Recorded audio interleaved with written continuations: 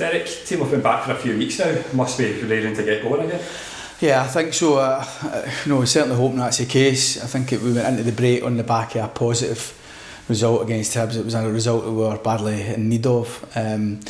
So we want to make sure that we came out the break positive as well. And we're looking forward to the game. It's obviously a tough fixture at Tynecastle, and Hearts now have that real focus on the league. But we've got reference there that the fact that we've played them twice now. We should have won here.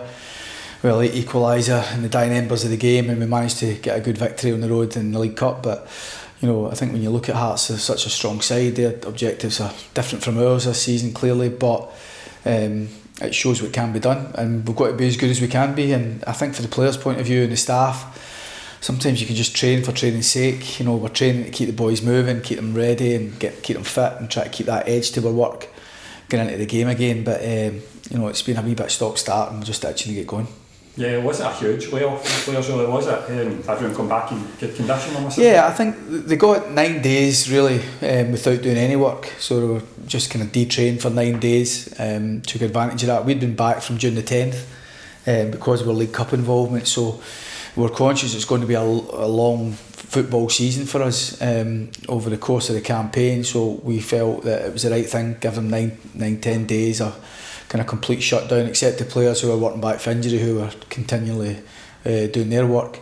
And then we set up a programme we were working towards coming back, and we've been back now 2.5-3 weeks and ready to go. So we had a reserve game penciled in for some on Tuesday, which was cancelled due to the weather, which was unfortunate and disappointing for one or two in particular who could have done with the game. We've had a couple of bounce games, closed door, but these games don't ever replicate the real stuff. All it does is try and give some much needed game time. But I think no training's been much the same, but like everything else, players need to train for a purpose, and we've got a purpose on Saturday. Kicking off with a trip to Tynecastle as well, somehow we've got a pretty decent record lately. What kind of performance are you demanding from the team Saturday? Well, obviously we've got to be going to the game confident. I want us to go there believing we can get a result, and there's evidence here that we can show even this season that we can do that. No 2 games are ever the same, but I think what we have to do is be responsible on the ball, but also make sure we're fully concentrated against what they have in an attacking threat. I do believe that out with the Old Firm they've got such a real a variety of attacking players that can cause you problems, so it keeps you concentrated, and I thought we did that when we won in the cup game.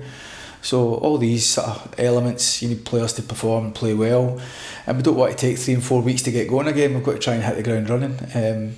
So we're 3 games short at the halfway stage. We want to try and pick up as many points as we can. It's a tough away fixture, but one that we're thoroughly looking forward to. Just finally, really positive news coming out of the club this week as well with the training ground proposal. Must be music to your ears as a manager.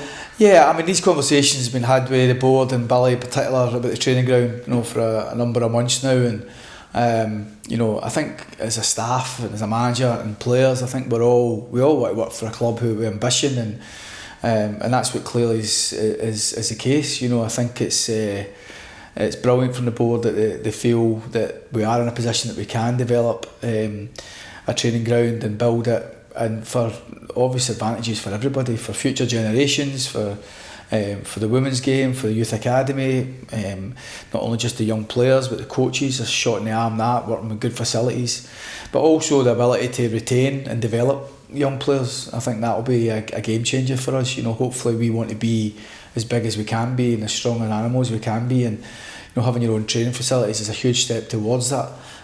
We want to be in a position where being able to get more training hours into our kids, being able to develop players for the Kilmarnock's first team, hopefully to develop to become international players or to sell on for value, and I think all these are all things that you want to work towards. And I think even for me, signing players, there's very rarely you sign players without the agent or the player asking where you train, and having a modern up-to-date facility that can help develop players and nurture young players is key. So good on the board for their plans. Hopefully, as I say, it's only a consultation process now, but everybody, speaking to Billy the other day, everybody's eager to really get going with this, and they should be applauded for that.